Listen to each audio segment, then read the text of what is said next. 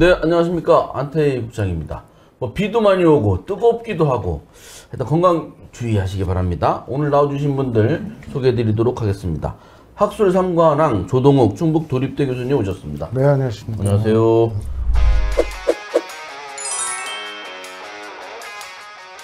고위 삼관왕 최용현 변호사님 오셨습니다. 예, 반갑습니다. 반갑습니다.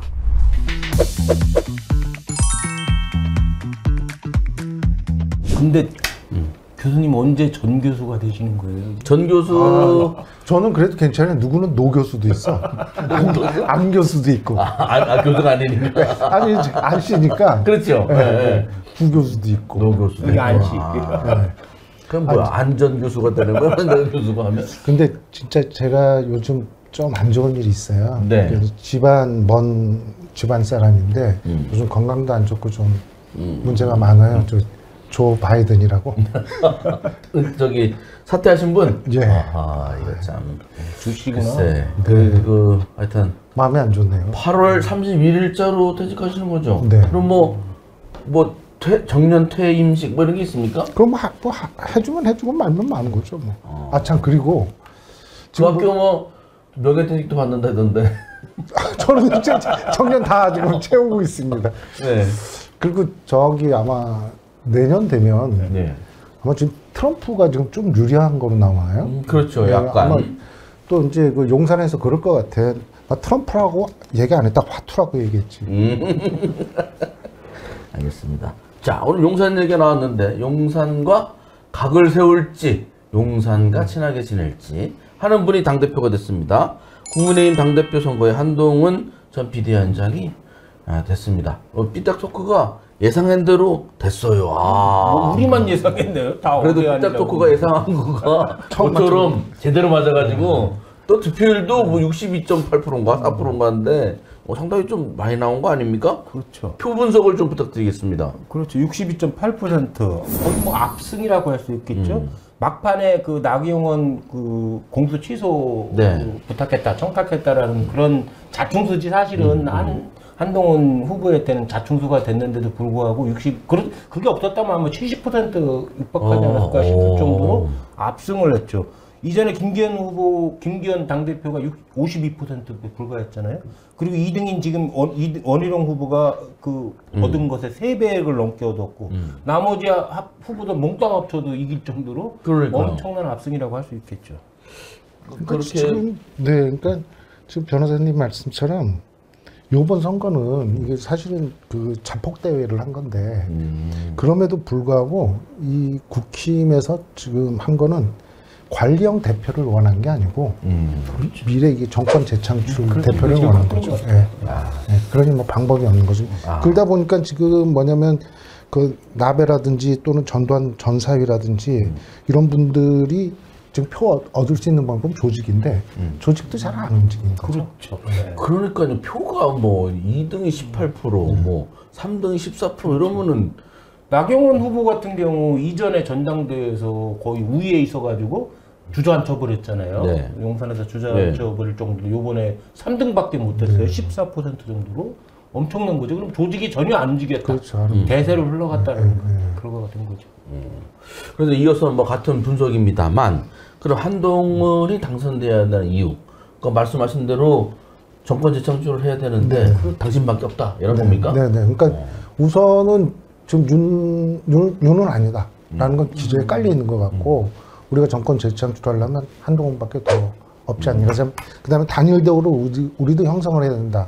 민주당이 이재명 중심으로 이렇게 단일 대우돼 있으니까 우리도 그렇게 해서 미래 권력을 지금부터 해놓지 않으면 힘들다 이렇게 보는 거죠. 교수님 말씀하신 대로 보수층 내에 윤석열에 대한 비호감이 엄청난 게 높잖아요. 네. 그렇기 때문에 한동훈 후보가 포지셔닝을 잘했던 것 같아요. 비윤으로서 포지셔닝을 잘했던 것 같고, 그 다음에 이전 말씀하신 대로 차기 대선에서의 승리에 대한 절박한 심정. 네. 기존의 원희룡이나 나경원, 홍준표 이런 인물로는 도저히 안 되겠다라는 이런 절박함으로서 새로운 인물을 찾았던 게 한동훈한테 투여됐던 것이 아닌가. 만약에 이준석이 있었다면 이준석한테 투여됐을 건데 그럴 만한 인물이 없으니까 한동훈한테 투여됐던 것 같아요. 알겠습니다. 자, 그래서 이제 당선된 이후에 저희가 준비한 그런 비슷한 질문들을 각종 방송에서 다 하더라고요. 이제 그 다음 이제 관계는, 그 이제 질문, 궁금증은 그 한동훈 대표가 용산하고 김건희 여사의 관계는 이거 어떻게 할 거냐. 이게 궁금하거든요. 이제 먼저, 한동훈 대 윤석열. 관계 어떻게 될 것 같습니까? 이렇게 하죠. 화이트! 화이트! 화이트! 네. 열심히 싸웁니까? 싸우겠죠. 싸우겠고. 트럼프를 그렇게 또 하시니까 또 새롭습니다.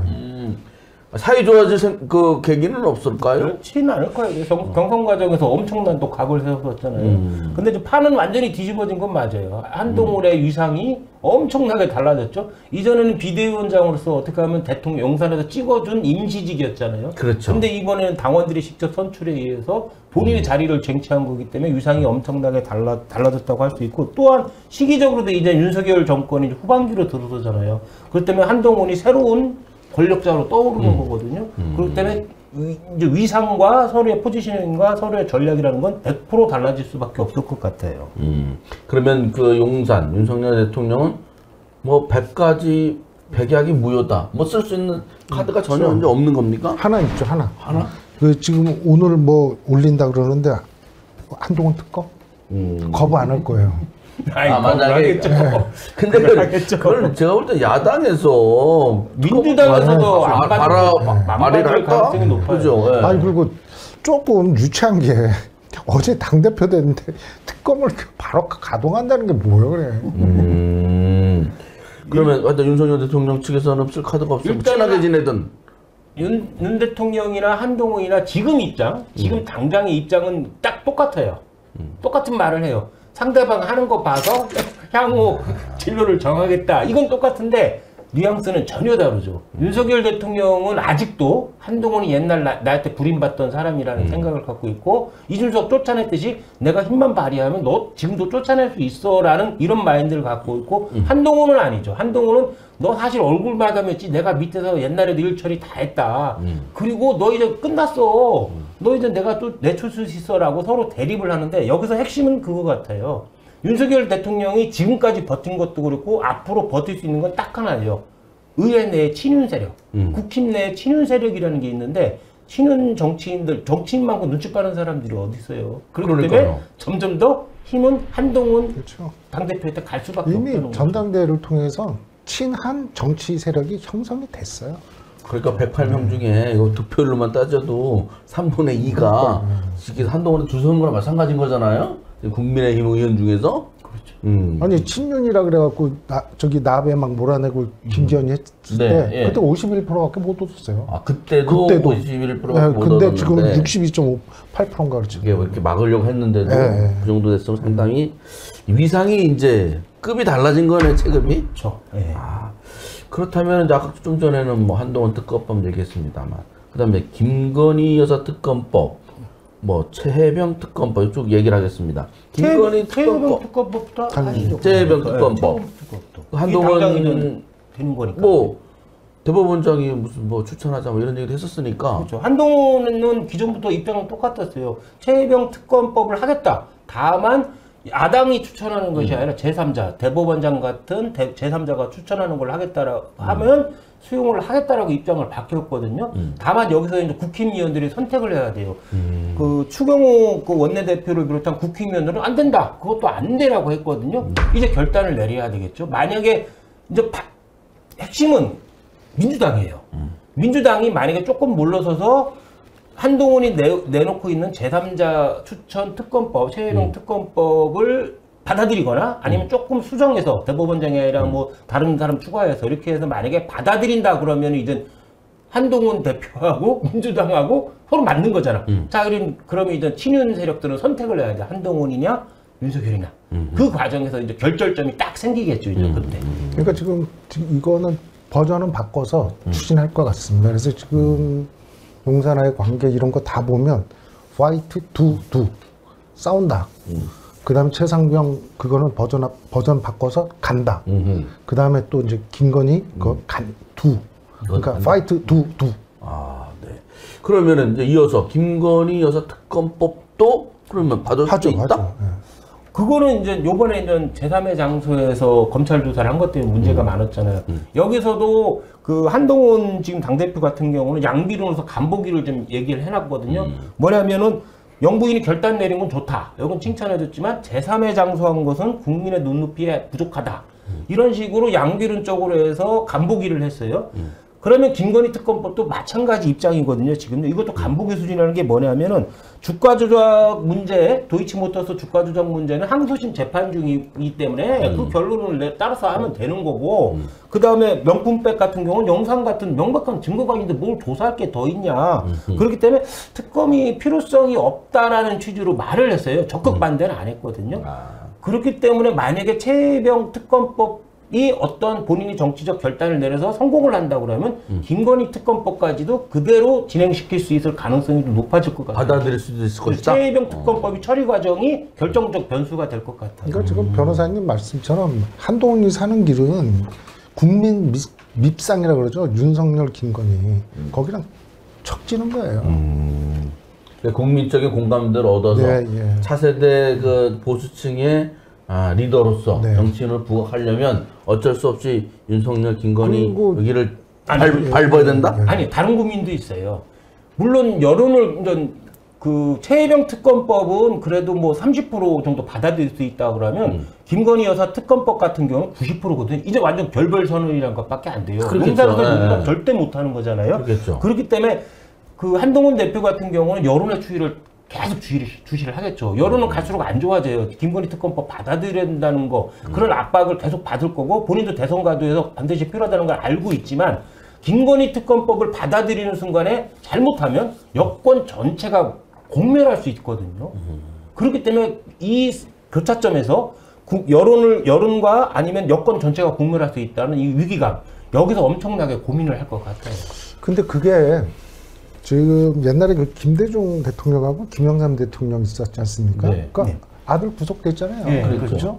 그러니까 어떻게 손 쓸 방법이 없게끔 여론이 형성되면 그쪽으로 가요. 그리고 지금 말씀하신 대로 중도층의 흐름 자체가 이 사실 김건희 여사 저는 굉장히 이분 좋아하는데 이 뭐 김건희만 들으면 국민들을 이렇게 무시해도 되는 건희 막 이런 거 때문에 아마 본인이 살기 위해서 이쪽 찾아갈 거예요, 아마. 근데 이번에 뭐 경호처 부속 건물에서 조사받는데 정말 검찰 치사한 것 같아요. 핸드폰 자기들 수사하고 있다라는 걸 보여줘야 되잖아. 지금 공수처에서 최혜병 수사하는 빌미를 안 하려고 그러는 거잖아요. 수사 중인데 왜 또 하냐 특검을. 마찬가지가 또 수사하는 모습 딱 보여주고 김건희 특검법 필요 없어요 라고 알리바이를 만든다고. 그렇게 치사한 것 같아 너무. 근데 검사가 격가진데 핸드폰을 제출했다 그래가지고 좀 국민 한 사람으로 좀 자존심 상하더라고. 그렇죠. 자존심 상하고. 내가 검사는 아니지만. 아니 국가기관이 핸드폰 제출을 요청하거나 압수를 해야 되는데 오히려 국가기관이 개인한테 내주는 꼴이잖아. 제 누구 말대로 검찰이 김건희를 소환하는 게 아니라 김건희가 검찰을 소환했다. 이 말이 맞는 저 핸드폰 없어요. 이렇게 하고. 그쵸. 야 이거 뒤져봐라 이거 핸드폰 있나? 혹시 녹음될지 봐. 하여튼 역사적으로 못 봤던 거를 요새 자꾸 봐가지고. 그걸 내준 검사도 진짜 말이 안 되는 소리. 아무리 보안이나 뭐 이런 것 때문에 그렇다고 해도 경호 문제나. 근데 휴대폰 가지고 뭘 경호 문제를 글쎄 뭐 조사하는데 몰래 뭐 녹음을 할 거야? 뭘 할 거야? 그래도 모르는 거죠. 그래도 몰라. 아니 몰래 몰래 녹음할 수. 아니 녹음을 해요. 원래 녹음 다 해요. 녹음기도 가져갈 거 아니야? 네, 다 가져가고 영상 촬영도 해요. 근데 녹음을 했을까요, 근데? 했어요. 했어요? 했을 겁니다. 100% 했을 거예요. 고위 저기들은 다 해요. 기업가들이나 고위 공무원들 이런 다 하거든요. 나중에 문제가 생길까봐 거의 의무적으로 다 해요. 당연히 영상 녹음했을 겁니다. 저는 지금 요번에 저 원희룡이나 이제 나경원 자꾸 얘기를 앞으로 좀 돌아가면 이 두 사람은 노론당이었어요. 그러니까 아니 상간맘하고 중전맘한테 누가 이러는 거야 이런 거였고 여기는 아니야 상간맘하고 중전맘 잘못되더라도 얘기해야 돼라는 건 그래서 이제 압도적으로 이겼잖아요. 62.8%면요 이거 치고 나갈 힘이 지금도 생겨요. 지금도 있어요. 제가 지금 국회의원 난 그쪽 붙을 것 같아요. 이미 추가 한동안도 많이 갔다. 넘어간 거지. 나는 원희룡 나경원이 이제 그 친윤처럼 이렇게 입장을 변경한 것도 웃기지만 나는 홍준표 코박콩이라고 그러잖아요. 홍준표 대구시장이 더 웃겨. 당원들한테 실망했다. 한동훈 찍는 거 보고 당원들한테 실망했다면서 그 저기들 지지 세력들을 떴다방에 비유했잖아요. 솔직히 말하면 떴다방은 본인이야. 권력 따라서 이리저리 왔다 갔다 분화방처럼 왔다 갔다 하다 코박콘까지 했잖아요. 윤석열 대통령 앞에서 90도로 코까지 박을 정도로. 네. 옛날에 윤석열 그렇게 많이 비난하다가 갑자기 윤석열 저기가 됐고, 그 다음에 한동훈에 대해서 우리들 때려잡던 사냥개다 막 이렇게 비난했잖아요. 그 사냥개 우두머리가 누구였죠? 지금 윤 대통령이잖아요. 그런데 본인은 그 사냥개 우두머리한테 진짜 코박콩 할 정도로 그 정도 했다면 떴다방은 본인이고 원희룡이나 나경원보다 더 기회주의자 속성을 보인 것 같아요. 아이, 그래도 저기 너무 대지발전자 욕하지 마요. 아, 그래서 이제 저희가 이제 준비한 또 질문에 맞춰서 김영환 지사가 전당대회에 갔더라고요. 그래요? 휴가 내고 이제 갔답니다. 당원이니까. 당원이니까 이제 그 휴가를 내고 가야 된다네요. 네, 갔다고 하는데, 그래서 그 한동훈 체제에서 김영환 지사도 어쨌든 2년 후에 선거에 나갈 사람이잖아요. 이 관계 어떻게 되는 겁니까? 아, 나온대요 또? 뭐 지금 하시는 거 보면 뭐 나오고도 남겠던데. 뭐 김수민 저 당협위원장 부지사설 저희가 최초로 보도했습니다만 뭐 그런 것도 있고, 이거 좀 생각이 복잡하지 않았을까요? 어떻게 했을 것 같아요? 일단은 옛날에 조조가 그 관우한테 장비 말을 듣고 자기보다 더 잘 싸우는 동생이 있다, 장비라는 거 적어놔, 옷깃에 적어놨대잖아요. 장비 보면 도망가야지. 근데 한동훈의 옷깃에 저는 우리 김영환 지사 이름이 써 있지 않을까. 왜 그럼 맨날 구애하는, 대통령한테 구애하는 편지 보내고 했었잖아요. 지금 찍혔다는 의미로 들리는데? 그쵸. 큰일 났네.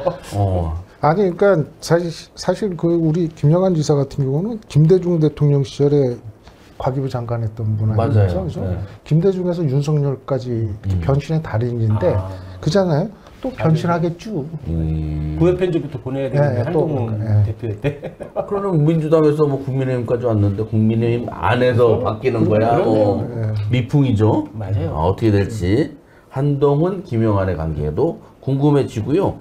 그리고 이제 우리가 이제 한동훈 대표한테 또 이렇게 그래도 관계 여기에 뭔가 인연이 있잖아요. 초등학교 운호 당시 국민학교로 4학년까지 다녔더라고요. 예. 어릴 때 이사 와서 부친, 아버지 따라서. 그러니까 또 지역에 한 발짝 걸쳤으니까 또 관심 있는데 지역 정치인들 중에 한동훈 라인은 누가 있어요? 저는 본 적이 없어요. 그리고 당원 중에서도 이전에 한동훈 지지한다고 말하는 당원들, 국힘 쪽의 사람들을 거의 본 적이 없거든요. 여기는 전당대회에서 나왔던 원희룡이나 나경원 지지자는 상당히 저변이 엄청나게 많았어요. 특히 나경원 지지자들은 일반 당원 중에 많았고, 원희룡 같은 경우는 우리 특정 사회단체 있잖아요. 네. 거기 원래 소속이었거든요. 그 때문에 그 소속 젊은 친구들이 원희룡 지지자들이 꽤 많았어요. 지역 내에서도. 이번에도 그 특정 단체 지원 많이 하던데 잘 성과를 못 얻은 그렇죠. 것 같은데. 큰일 났어요. 한동훈 지지자는 거의 본 적이 없었던 것 같아요, 이전에는. 이제 엄청나게 생기겠죠, 이제. 없는 라인 만들겠죠. 근데 그다음에- 이제 뭐 예를 들어 김진모 그분은 저 서원 당협위원장은 같이 한동- 근무됐으니까. 그렇죠. 두 번인가 같이 근무했기 때문에 상당히 친밀하긴 할 거예요. 근데 뭐 서로 감정은 어떤지 모르겠는데 인연은 꽤 있죠. 뭐 그 정도. 그렇죠. 뭐 정치적 라인은 말하기가 좀 어렵고, 네. 일단 정치적인 동반자라든가 그 개파라고 하는 거에 충북 사람들이 누가 있는지는 좀 모르시죠? 몰라요. 없었던 것 같아요. 교수님도 모르시죠? 그럼 없었다는 거야. 그러면. 제가 빨리 줄 섰고. 김수민 당협위원장 얘기는 좀 나오던데. 내가 빨리 줄 섰으면 친한이 되는 건데. 찐한. 자, 알겠습니다. 그래서 한동훈 체제에서 충북에 두각을 나타낸 분도 궁금합니다. 두각을 드러내 주십시오. 자, 한동훈 대표의 앞날 삐딱하게 지켜보도록 하겠습니다. 고맙습니다.